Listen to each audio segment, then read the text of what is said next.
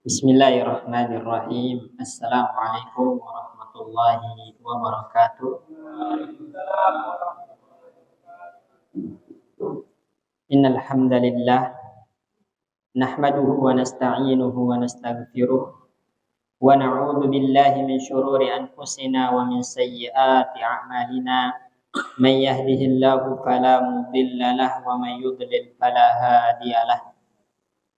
وأشهد أن لا إله إلا الله وحده لا شريك له وأشهد أن محمدا عبده ورسوله اللهم صل وسلم وبارك على سيدنا محمد وعلى آل سيدنا محمد ومن تبعهم بإحسان إلى يوم القيامة سبحانك لا علم لنا إلا ما علمتنا إنك أنت العليم الحكيم ربنا علمنا ما ينفعنا وانفعنا بما علمتنا وزدنا علما اللهم افتح علينا فتوح العارفين اللهم افتح علينا فتوح العارفين وعلمنا علم الأنبياء والمرسلين يا أرحم الراحمين رب اشرح لي صدري ويسر لي أمري واحلل عقدة من لساني يفقهوا قولي.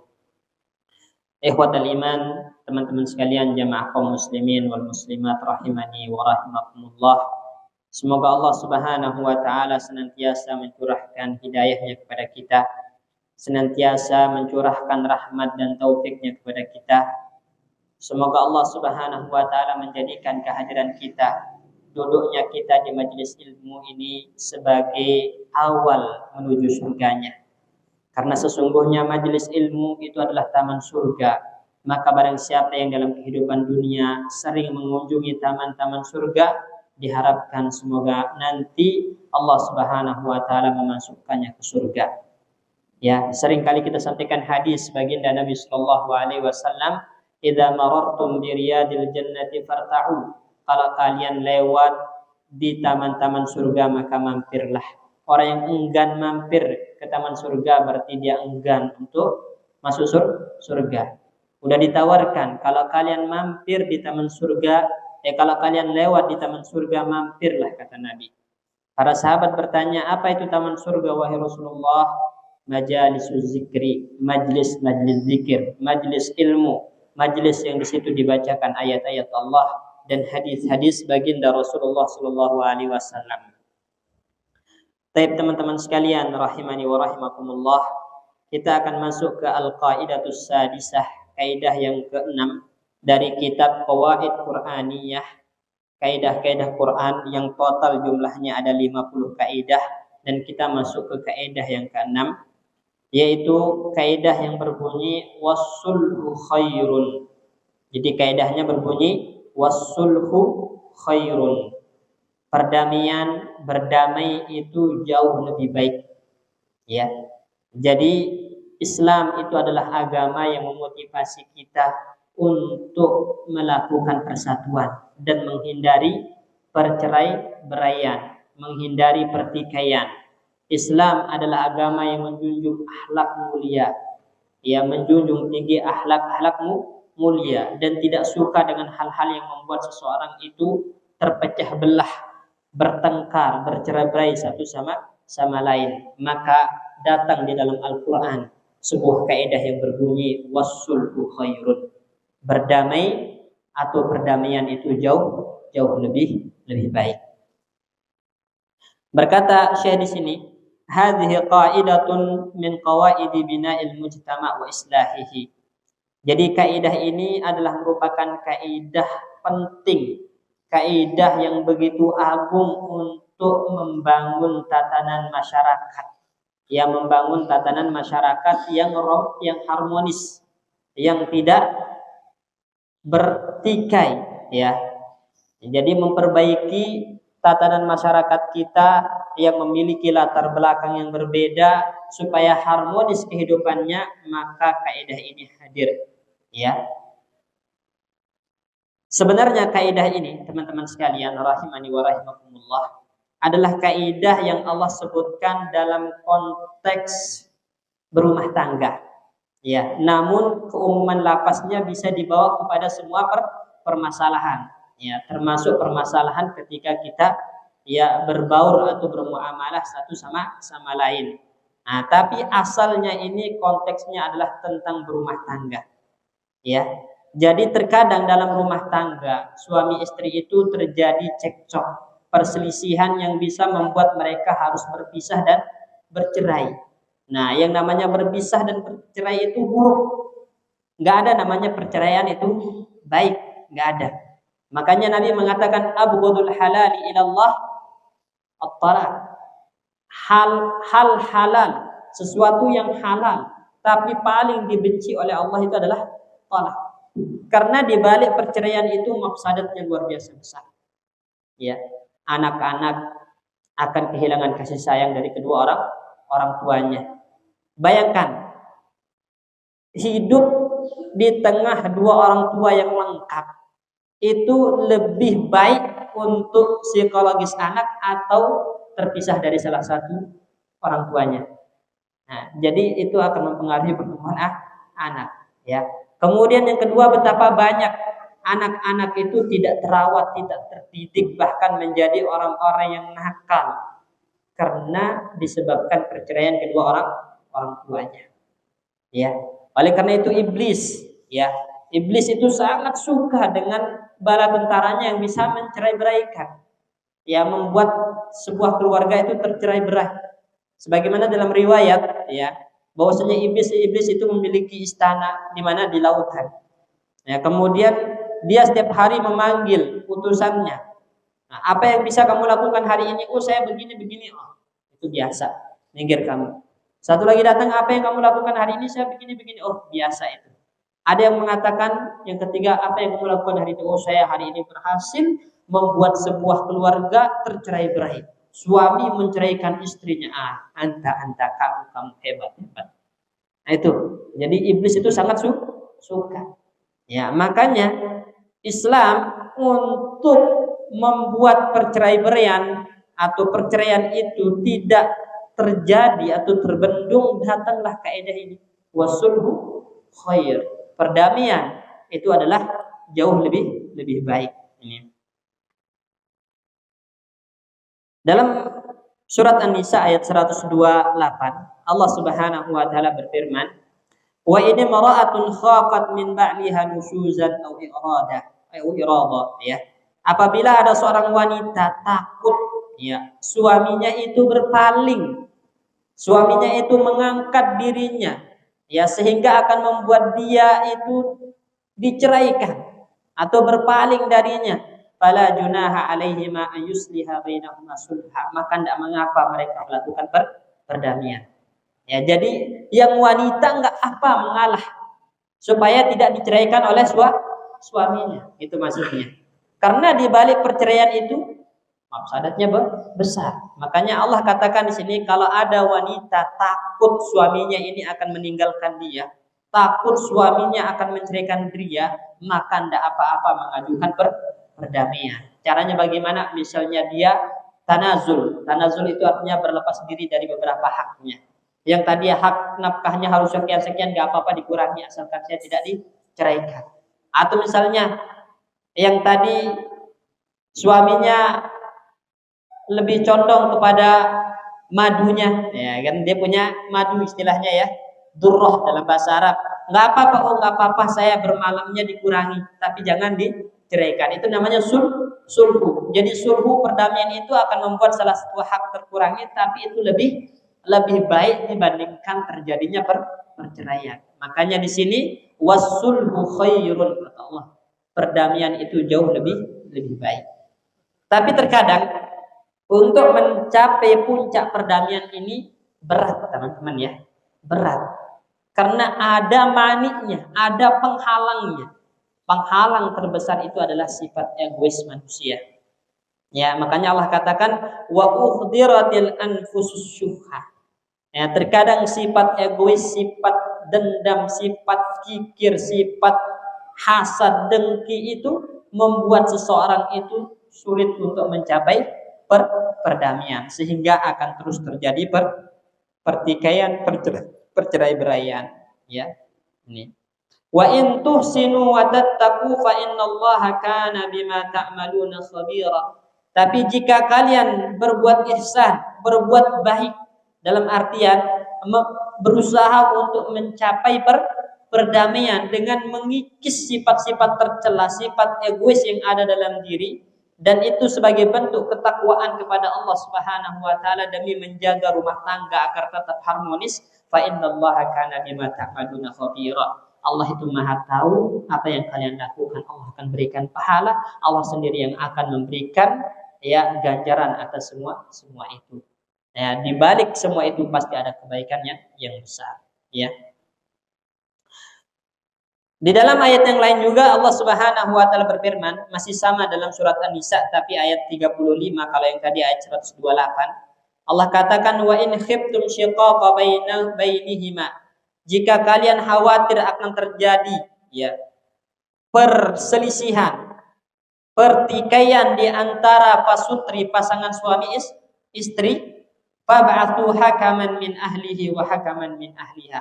Utus salah satu orang bijak ya, penengah ya, yang bisa melakukan mediasi ya namanya ya, mediasi dari pihak laki-laki dan pihak perempuan. Jadi ada utusan masing-masing. Jika memang kedua keluarga ini, kedua pasutri ini yurida islahan, benar-benar ingin melakukan perdamaian ya dengan menempuh segala cara tadi, karena perceraian itu tahap terakhir ya.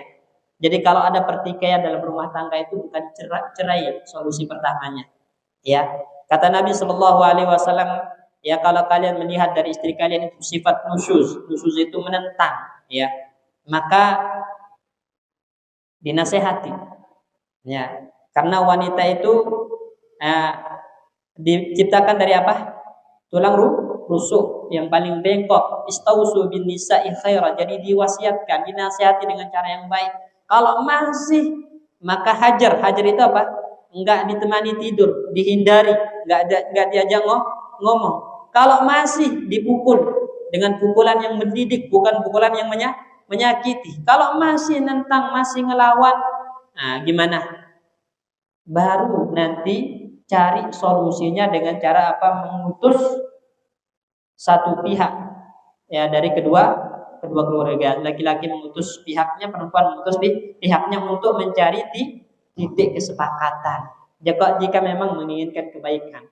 Ya, maka Allah pasti berikan taufik. Yuwaffiqillahu bainahuma. Allah akan berikan taufik sehingga mereka akan mendapati titik kesepakatan. Yang terbaik itu pasti Allah berikan. Karena Allah akhiri ayat ini, innallaha kana aliman khabira. Allah Maha tahu yang terbaik untuk hambanya. Apakah persatuan atau perceraian. Toh ternyata setelah melakukan ya, mediasi tidak ketemu titiknya, barulah perceraian. Kalaupun sudah terjadi perceraian, wanita nggak boleh langsung keluar dari rumah suaminya. Harus bertahan berapa? Sampai habis masa iddahnya. 3 kali haid, dia harus tetap berada di rumah suaminya. Karena kalau dalam 3 kali haid itu Allah bisa memunculkan perasaan-perasaan baru sehingga mereka pun rujuk. Tapi sekarang baru diceraikan langsung minggat. Nah ini, ya. Langsung keluar dari rumah suaminya. Gimana mau rujuk, gimana mau memperbaiki, gitu kan? Jadi perceraian itu tahapannya panjang dalam Islam, karena Allah ingin rumah tangga itu tetap bersatu, bukan berceraikan. Jelas ya teman-teman sekalian ya. Jadi wasulhu khair. Ya, berdamai itu jauh lebih baik daripada bercerai atau berselisih. Tapi kemudian Syekh di sini menjelaskan tentang makna ayat ini secara ringkas, ya. Beliau mengatakan idza khafat al-mar'atu nusyuza zawjiha. Apabila seorang wanita khawatir atau takut ya, suaminya itu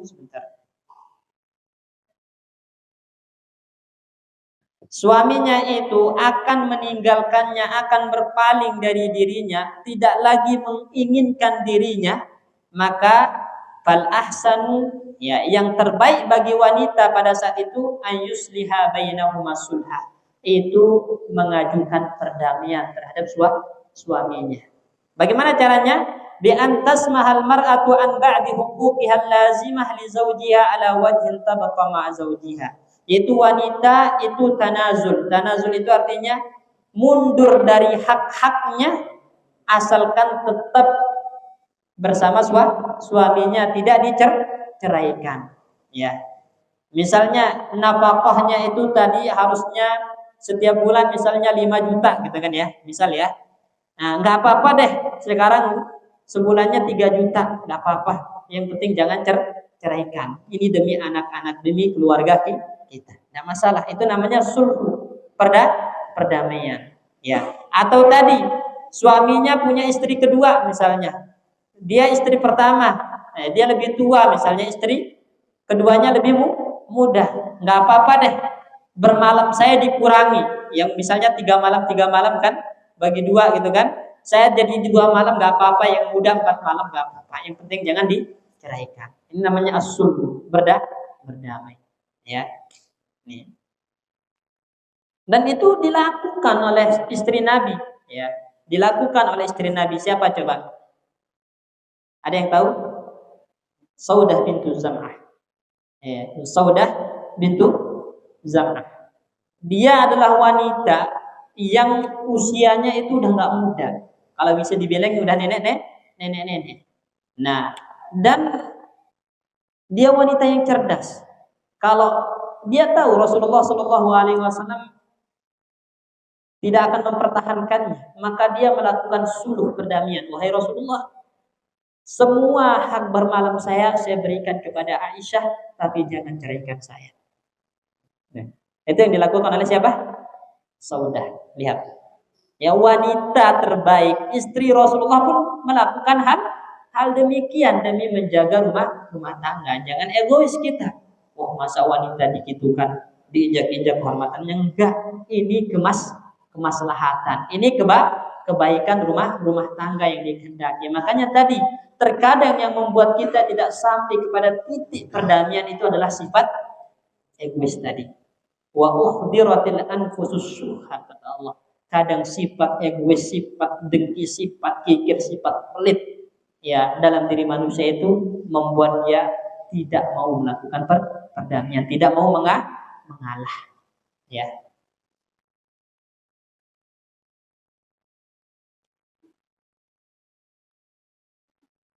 فإذا اتفق على هذه الحالات فلا جناح ولا بأس عليهما فيها لا عليها ولا على الزوج.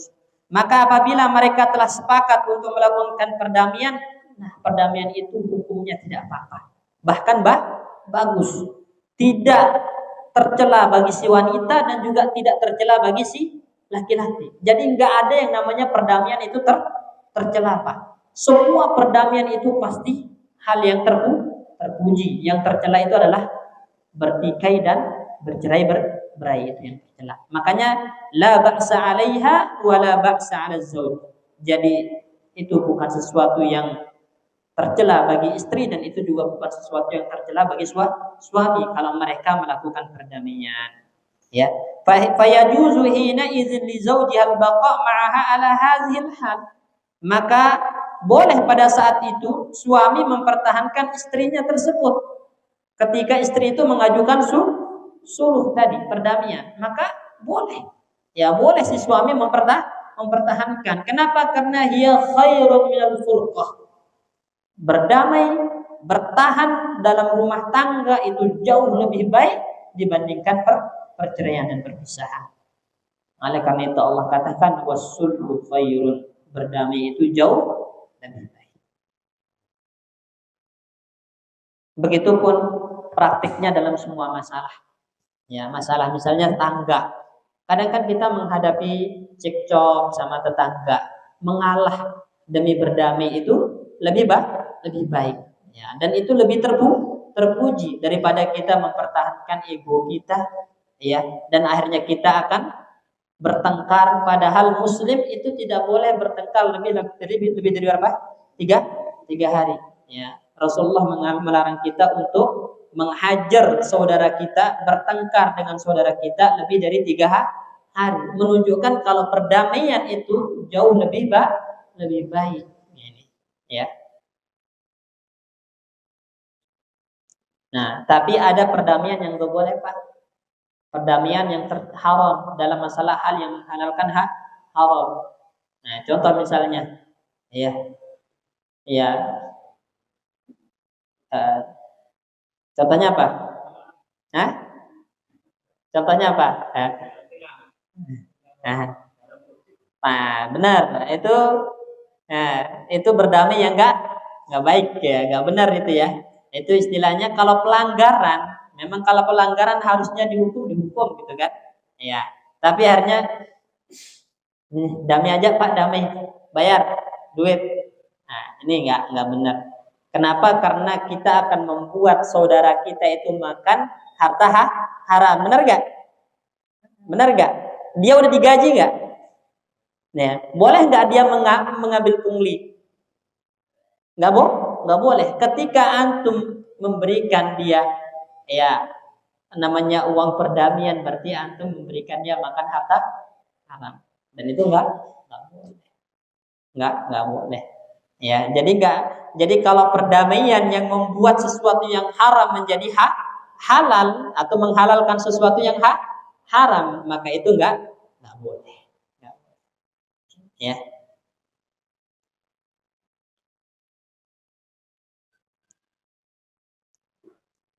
Kemudian setelah Syekh ya rahimahullahu taala menjelaskan makna ayat tadi wasulhu khair, sekarang beliau menyebutkan maniknya, penghalang. Kenapa sih orang sulit berdamai gitu kan?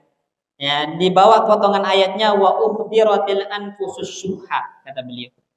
Ya, ay jubilat an-nufusu 'ala syuh. Jiwa manusia itu tabiatnya adalah syuh. Syuh itu tadi egois, pelit, dengki, kikir. Nah, itu tabiat manusia. Makanya di sini wa huwa adamu rabbati fi badli ma'al insan wal hirsi 'alal haqqi alladzi lahu. Ya, yaitu dia tidak mau berbagi, tidak mau berbagi karena pelit, karena kikir, dan dia lebih menginginkan haknya dipenuhi. Haknya dipenuhi. Benar enggak? Jadi kalau nuntut hak, maunya haknya dipenuhi. Giliran memberikan hak orang ke orang lain berat. Nah, berat. Nah, ini juga tercela. Ini yang diancam juga dalam ayat wailun lil mutaffifin, ya. Wailun lil mutaffifin. Jadi al-mutaffifun itu bukan hanya sekedar tentang nakar menakar, menimbang menimbang. Jadi ada orang kalau membeli sesuatu pengen timbangannya pas, takarannya pas. Giliran dia menjual sesuatu, takaran dikurangi. Nah, itu mutaffifun namanya. Ya. Nah, masuk dalam kata mutaffifun, kata para ulama, yaitu orang yang ketika ingin haknya ditunaikan harus full. Tapi ketika menunaikan hak orang lain dia kurang. Nah, ini juga masuk mutaffifun. Ini sama. Jadi ketika menuntut haknya maka dia harus penuh. Tapi ketika ya memberikan orang lain maka dia enggan. Nah, ini itu syuh, nama itu semua bersumber dari sifat kikir, Pak. Ya, jadi kikir itu mengerikan, ya. Ya. Oleh karena itu fan nufusu majbulatun ala dzalika tab'an. Secara tabiat memang jiwa manusia itu dipenuhi sifat yang kayak gini. Benar enggak? Kita kan egois ya.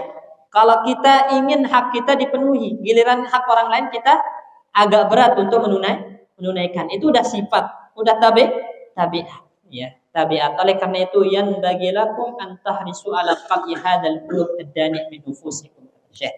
Ya, oleh karena itu sudah sepantasnya orang beriman berusaha untuk mencabut akhlak tercela ini dalam dirinya. Ya, berusaha untuk mencabut, menghilangkan, mengkikis habis akhlak tercela ini. Ya, oleh karena itu kita diajarkan untuk menjadi orang-orang dermawan, Pak. Orang-orang pemaaf, orang-orang yang tidak egois. Ya, itu akhlak yang terpuji. Nah, dan akhlak semacam inilah yang bisa mengikis habis asyuh, penyakit kikir, egois dan dengki ini. Ya. فمتى وفق الإنسان لهذا الخلق الحسن سهل حينئذ عليه الصلح بينه وبين خصمه ومعامله.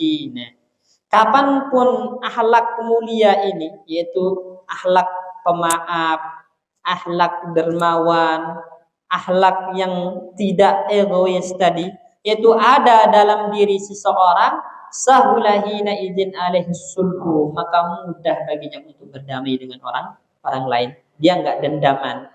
Benar nggak? Ya, kadang yang membuat kita sulit berdamai itu adalah apa? Karena dendam. Karena pelit, kikir, dengki, egois. Apabila akhlak-akhlak tercela ini kita hilangkan, kita berusaha untuk menjadi orang pemaaf, orang dermawan, orang yang ikhlas menerima kesalahan orang lain, ya, maka mudah bagi kita untuk berdamai dengan lawan kita. Wa anta'fu khairun lakum, kata Allah. Memberikan maaf itu jauh lebih baik. Kemarin kita sampaikan, ya, apa manfaatnya tidak memaafkan orang lain? Ada nggak manfaat? Sekarang antum dizalimi sama orang lain, terus antum tidak maafkan, ada nggak manfaatnya? Nggak ada. Ya.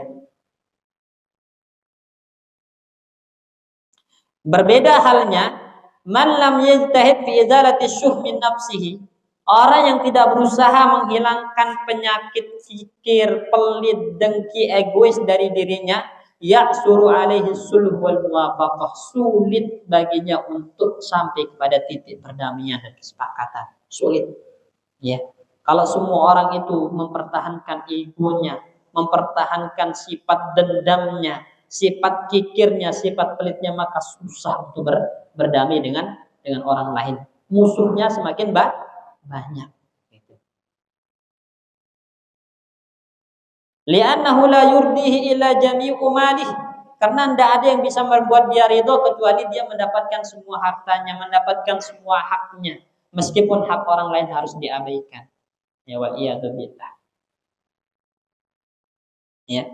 Jadi kaidah ini benar-benar mengajarkan kita untuk terus berusaha mencapai titik perdamaian demi kebersatuan, ya, tidak terjadinya perceraian, pertikaian dan permusuhan satu sama lain. Baik, sekarang kita akan contohkan beberapa praktek dari kaidah ini di dalam Al-Qur'an, ya. Saya mengatakan di sini, wa man ta'ammala al-Qur'ana wajada sa'ata hadhil qaidah min jihati tatbiq, ya. Barang siapa yang mentadaburi, merenungi Al-Quran, maka dia akan mendapati betapa luas praktek dari kaidah ini di dalam Al-Quran.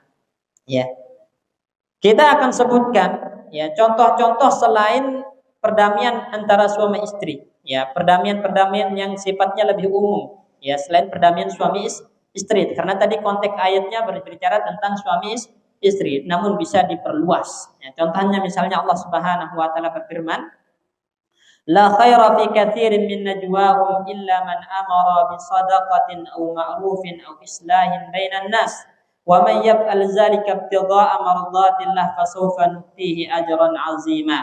La khaira fi katsirin min najwahum, tidak ada kebaikan di kebanyakan bisikan-bisikan mereka. Jadi kalau ada orang bisik-bisik itu enggak ada kebaikan sama sekali kecuali man amara bi shadaqatin. Jadi kalau bisikannya ahian rajin sedekah, ya, atau memerintahkan kepada yang ma'ruf, bisik ahi, ya, kalau masuk masjid itu bagusnya sholat 2 rakaat sebelum duduk. Nah, ini kan membisikkan orang dengan cara untuk hal yang ma'ruf. Nah, ini berdakwah, Pak. Jadi dakwah itu yang terbaik. Wa man ahsanu qawlan mimman da'a ila Allah. Siapa yang lebih bagus ucapannya daripada orang yang mengajak ke jalan Allah, mengajak ke kebaikan, memerintahkan yang ma'ruf? Enggak ada. Makanya bisikan-bisikan yang tercela itu enggak ada kebaikannya kecuali bisikan-bisikan yang mengajak kepada kebaikan seperti sedekah, melakukan yang ma'ruf, au islahin bainan nas, atau mengajak kepada perdamaian. Ini jadi islahin bainan nas. Jadi ayat ini tidak berbicara tentang suami istri tapi lebih umum, melakukan perdamaian di antara manusia. Ya, jadi antum lihat ada orang bertengkar, antum datangin satu-satu, dinasehati, ya kan? Pihak pertama dinasihati, pihak kedua dinasihati, kemudian berusaha untuk menjadi penengah agar mereka berdamai. Itu masuk islah bainan nas. Ya. Nah, ini waman yaf'al dzalika, siapa yang melakukan hal itu, melakukan usaha untuk mendamaikan antara dua orang yang bertikai karena mengharapkan ridho Allah semata, fasawfa nu'tihi ajran 'azima. Allah akan berikan balasan pahala yang sangat besar. Ya. Jadi menjadi penengah orang bertikai, ya, terus kita berusaha untuk mendamaikannya, bersatu, karena yang namanya mukmin itu saudara, ya, saudara. Bahkan ya persaudaraan iman itu jauh lebih kental daripada darah, Pak. Ya enggak? Benar enggak? Persaudaraan kita dengan dasar iman Islam itu jauh lebih kuat daripada darah. Ya. Buktinya apa? Islam mengajarkan kepada kita tidak boleh memberikan loyalitas kepada orang-orang yang kufur kepada Allah, walaupun itu bapak kita, walaupun itu anak kita.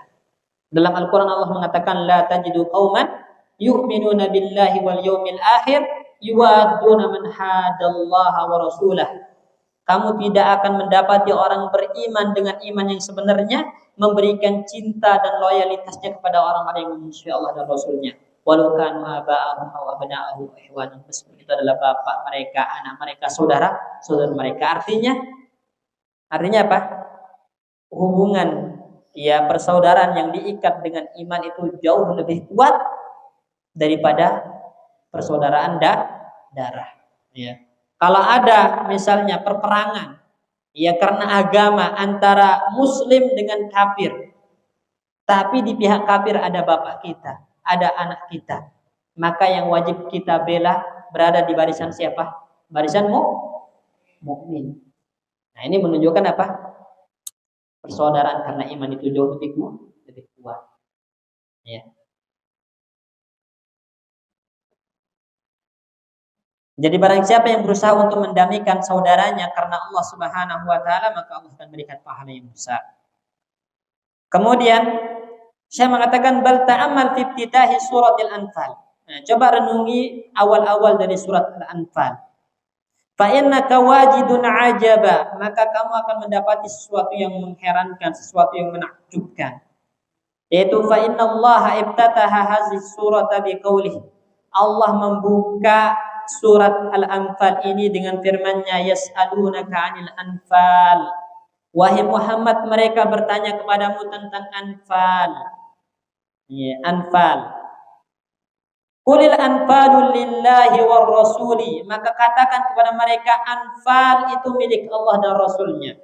Fattaqullaha, bertakwalah kalian kepada Allah, wa aslihu zata bainikum, dan berusahalah untuk melakukan perdamaian di antara kalian. Wa atiullaha wa rasulahu in kuntum mu'minin, taatlah kepada Allah dan Rasulnya jika kalian orang-orang beriman. Jadi anfal itu, teman-teman sekalian ya, jemaah sekalian, itu harta ghanimah, harta rampasan perang. Ya, seringkali di medan perang yang namanya harta itu membuat terjadi perselisihan, pertikaian, sehingga membuat barisan kaum muslimin itu pecah, kekuatan itu tidak terfokuskan. Sejarah yang membuktikan ini adalah perang Uhud. Atau perang Uhud ya, perang Uhud.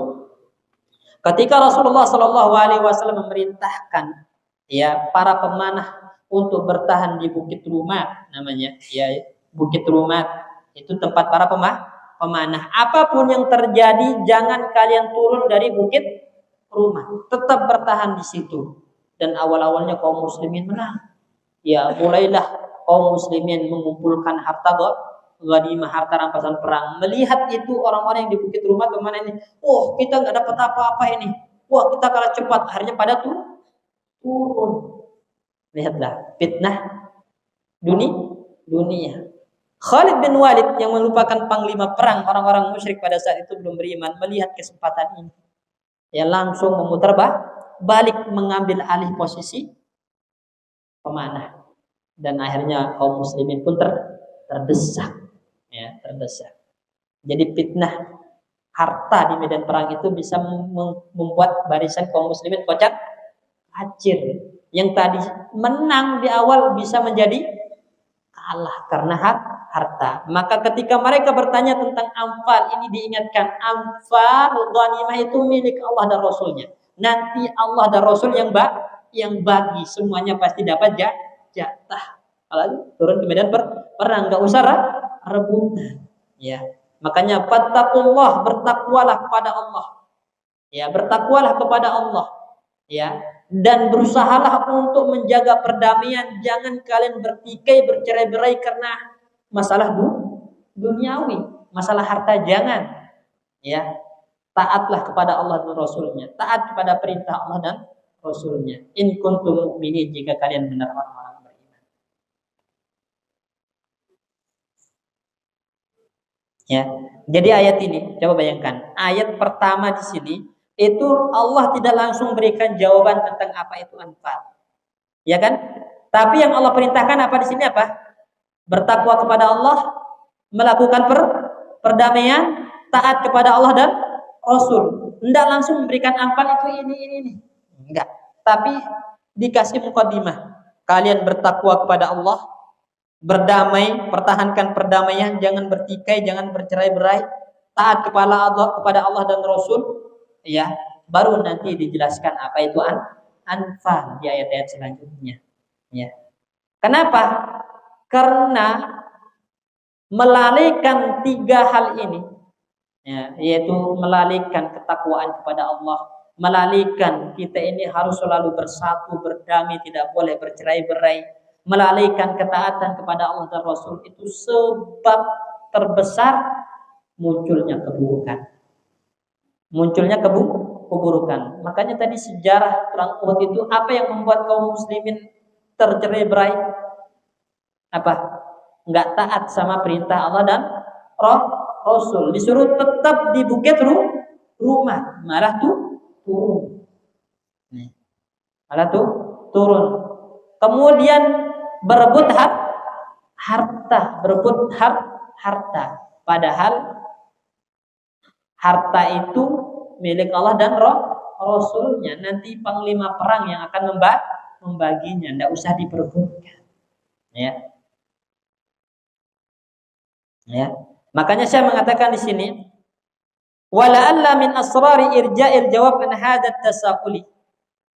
Kemungkinan rahasia kenapa Allah mengakhirkan jawaban tentang pertanyaan anfal di ayat ini adalah karena untuk menjelaskan ya berperang ya disebabkan faktor duniawi, ingin mendapatkan ghanimah, harta rampasan perang semata, itu sababun fi fasadi zatil bain, sebab terbesar yang membuat terjadinya pertikaian, perpecahan ini.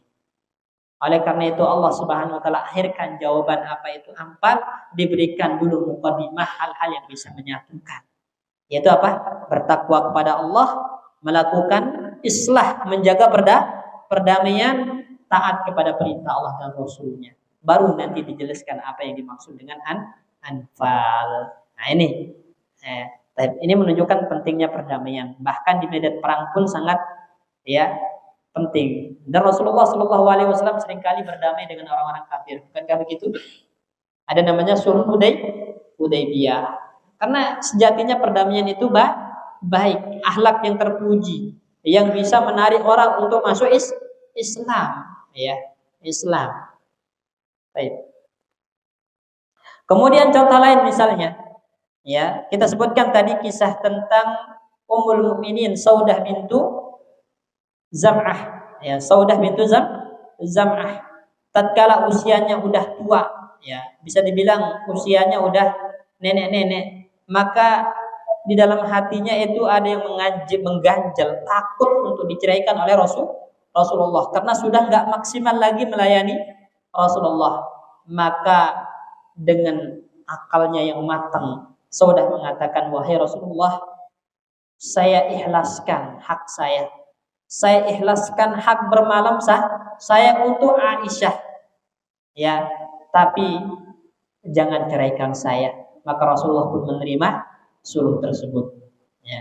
menerima suruh tersebut. Tetap Saudah menjadi istri Rasulullah meskipun Rasulullah tidak bermalam lagi ya di tempatnya.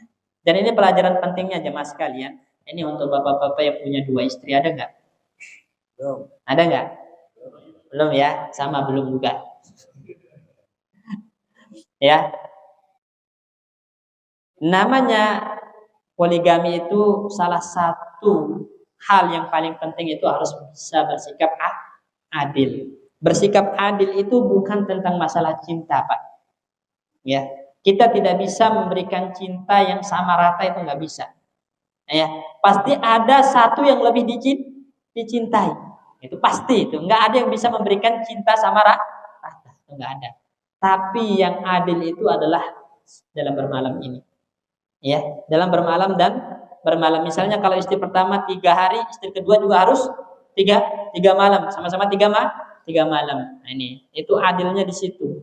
Ya, adilnya di situ. Ya, contoh Rasulullah bisa nggak beradil dalam masalah cinta? Nggak bisa Rasulullah adil dalam masalah cinta. Ya, istri yang paling dia cintai siapa? Ummul Mukminin Aisyah radhiyallahu anha. Ini. Itu nggak bisa orang adil dalam masalah cinta. Ya, oke. Ini ada contoh lagi nih. Tabbaqan Nabi sallallahu alaihi wasallam hadil qaidata fi qissati Barirah. Nabi mempraktekkan kaidah ini dalam kisahnya Barirah. Barirah ini seorang budak wanita yang dimerdekakan oleh Ummul Mukminin Aisyah radhiyallahu anha. Ya. Dan dia punya seorang suami yang bernama Mughis. Ya. Bedanya Barirah ini wanita cantik, Mughis ini wanita laki-laki yang pendek dan hitam. Ya. Nah, tapi mereka itu sama-sama budak dinikahkan dulu oleh tuannya.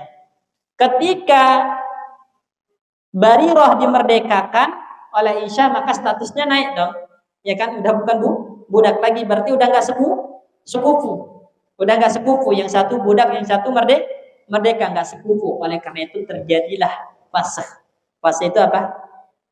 Pembatalan akad nikah. Paham ya? Karena udah nggak sekufu. Maka Mughis ini adalah orang yang sangat mencintai Barirah. Ya, karena kecintaannya kepada Barirah, kemanapun Barirah pergi, walaupun udah nggak ada hubungan suami, diikutin sambil nangis. Sambil nangis, ya, nangis, ya. Coba tuh kalau ngikutin perempuan sambil nangis ke jalan-jalan itu kira-kira malu nggak? Hah? Malu nggak?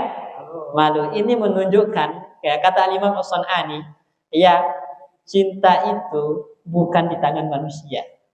Cinta itu rasa yang Allah letakkan di dalam hati dan gak bisa kita tepis. Siapa yang bisa menepis perasaan cinta? Makanya kalau antum melihat wanita kemudian ada rasa cinta di dalam hati kepada wanita itu gak bisa tertepis. Allah yang meletakkannya. Dan itu bukan dosa.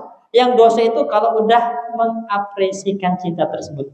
Ya, diikutin, dirayu, gitu yang dosa. Kalau antum simpen perasaan tersebut, berdoa kepada Allah, ya Allah, semoga dia menjadi jodohku, itu nggak masalah. Karena rasa cinta itu bukan sesuatu yang di tangan kita, yang kita bisa hilangkan tepis begitu saja, sama dengan benci dan yang semacamnya. Ya. Nah, Imam As-San'ani mengatakan, ya, orang itu kalau udah jatuh cinta, kemudian membuat tingkah-tingkah aneh seperti ini, maka itu semoga bisa dimaafkan, kata beliau Imam As-San'ani. Nah, itu ngikutin sambil nangis. Rasulullah pun kasihan. Ya, Rasulullah kasihan kepada Mughis ini. Ya, jadi di jalan-jalan kota Madinah itu terus ya diikutin. Ya, bahkan wa inna dumu'ahu latasilu ala lihyatihi. Ya, air matanya itu membasahi janggutnya karena begitu sedihnya berpisah dengan Barirah, sambil nangis diikutin di jalan-jalan Madinah. Nah, lalu Rasulullah kasihan. Kemudian dia berkata kepada Barirah, wahai Barirah, law raja'tihi, bagaimana kalau kamu kembali aja? Ya, kembali aja ke Mughis, membangun rumah tangga lagi. Ya. Kemudian Barirah mengatakan, wahai Rasulullah, atakmuruni? Wahai Rasulullah, apakah ini perintah? Lihat, apakah ini perintah? Karena kalau perintah, Nabi itu nggak boleh ditentang. Harus sami'na wa ta'na. Itu kalau perintah. Tapi Nabi mengatakan enggak, ini bukan perintah, tapi ini syafaat aja. Ya, syafaat saya cuma ingin menjadi pemberi syafaat untukmu, mugis. Ya, kali-kali kamu mau menerima syafaat tersebut. Maka dengan tegas Barirah mengatakan la hajata li fihi. Saya enggak butuh kembali sama mugis lagi wahai Rasulullah. Saya enggak butuh, kata Barirah. Ya, karena itu bukan perintah tapi syafaat. Kalau begitu saya enggak butuh kembali kepadamu mugis. Tambah sedih mugisnya. Ya, pelajarannya apa di sini? Bagaimana Rasulullah berusaha untuk mendamaikan, bukankah begitu? Ya, jadi mugis yang begitu bersedih, nangis sampai ngikutin di jalan-jalan Madinah kemana Barirah pergi, Rasulullah kasihan berusaha untuk mendamaikan. Ya, sebagai penengah, wahai Barirah, bagaimana kalau kamu kembali aja membangun rumah tangga dengan mugis? Barirah mengatakan, ini perintah wahai Rasulullah. Bukan, ini bukan perintah kata Nabi, tapi ini syafaat. Kalau begitu saya nggak mau kembali wahai Rasulullah. Saya nggak butuh untuk kembali denganmu mugis. Walaupun akhirnya suluhnya nggak tercapai, tapi ada upaya dari Rasulullah untuk melakukan perdamaian, untuk menyatukan rumah tangga yang tercerai-berai tadi. Ya, ini praktek langsung bahwasan sulhu khair tadi, usaha untuk mendamaikan itu sangat baik dan sangat bagus. Nah, di sini saya mengatakan fanzur kaifa hawala sallallahu alaihi wasallam an yakuna wasitata khairin baina zawjaini infasala. Lihatlah bagaimana Rasulullah berusaha untuk menjadi penengah terbaik di antara dua pasangan suami istri yang berpisah. Ya, wa syafa'a li ahadi tarfain, dan Nabi memberikan syafaat untuk salah satu dari kedua belah pihaknya, la'allahu yaqbal, yang dengan harapan syafaat itu diterima. Ya, tapi ternyata enggak diterima. Ya, falam yasha' yujbir. Ya, Nabi tidak ingin memaksa, tapi Nabi ingin apa? Mendamaikan. Dan ini pelajaran penting, Pak, bahwasanya hidup rumah tangga itu ya rukun terbesarnya adalah dibangun di atas cinta. Ya enggak? Dibangun di atas cinta. Lihatlah, Barirah nggak punya perasaan cinta. Beda nih. Kalau dia pada masa budaknya itu nggak punya pilihan. Kalau dinikahkan sama tuannya harus dengar. Ya, sama-sama budak, mugis budak, Barirah budak, dinikahkan mereka. Mereka nggak punya pilihan. Mau nggak mau harus menikah. Tapi ketika Barirah merdeka, punya hak pilih dong. Ya kan? Oh, saya nggak punya perasaan sama mugis, nggak cinta sama mugis. Makanya ketika Nabi berusaha untuk mendampingkan, saya nggak mau wahai Rasulullah, saya nggak butuh kembali kepada mugis. Menunjukkan kepada kita arkanul hayat az-zawjiyah al-hubbu war-rahbah. Jadi rukun terbesar berumah tangga itu harus dibangun di atas cinta dan ada rasa satu sama lain. Ya, karena kalau nggak saling mencintai, kemudian nggak punya keinginan terhadap ya satu sama lain, itu rumah tangganya nggak akan bertahan, Pak. Ya, dan cinta itu bisa timbul ya seiring berjalannya rumah tangga. Muamalah yang baik itu bisa akan menimbulkan rasa cinta.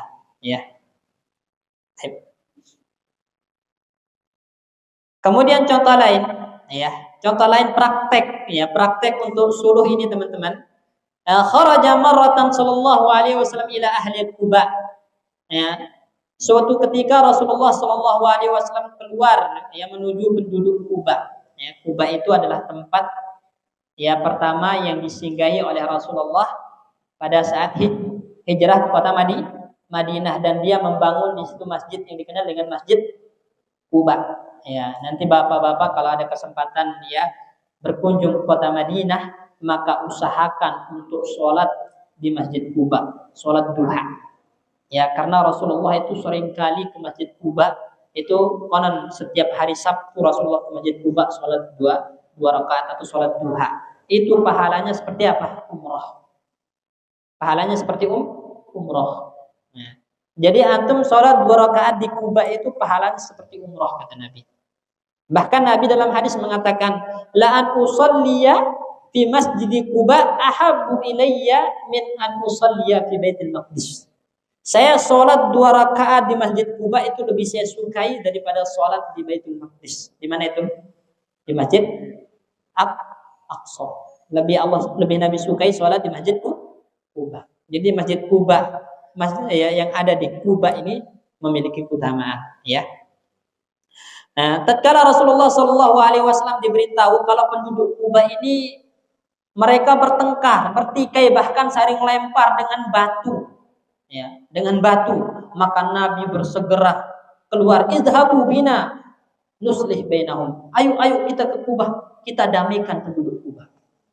Jadi Rasulullah berusaha untuk menjadi penengah, mendamaikan dua kelompok yang bertikai, karena as-sulhu khair, berdamai itu baik dan jauh lebih baik, ya. Dan ini pun yang dilakukan oleh para sahabat ridwanullah alaihim ajmain. Ya, bukan Rasulullah aja yang berusaha untuk mendamaikan, para sahabat pun sepeninggal Rasulullah berusaha untuk menjadi penengah yang selalu mengajak kepada perdamaian. Contoh, ketika terjadi pertikaian, ya, antara Amirul Mukminin Ali bin Abi Thalib dengan orang-orang Khawarij. Orang-orang Khawarij, ya. Maka sahabat Abdullah bin Abbas keluar jadi penengah, berbicara kepada orang-orang Khawarij, membawakan dalil-dalil, mengajak untuk berdamai. Akhirnya banyak yang kembali sadar dan berdamai. Karena kalau terus bertikai sesama kaum muslimin, berapa banyak darah yang harus tertumpahkan, gitu kan? Kalau berdamai maka as-sulhu khair, berdamai itu baik, ya. Jadi di kitab-kitab sejarah itu sangat banyak, ya. Ya, bagaimana para sahabat tabi'in berusaha untuk mendamaikan pertikaian yang ada di tengah kaum muslimin, karena as-sulhu khair, ya. Jadi kesimpulannya teman-teman sekalian, berdamai itu semuanya adalah baik. Enggak ada perdamaian yang tercela kecuali perdamaian yang apa tadi? Menghalalkan yang haram atau mengharamkan yang halal, itu perdamaian yang tercela. Selain itu semua perdamaian itu baik untuk per orang atau untuk tatanan masyarakat. Yang namanya perdamaian itu semuanya baik, ya. Kemudian yang kedua, ya, di antara rukun terbesar supaya terwujud perdamaian itu adalah siap untuk tanazul dari hak. Siap untuk apa?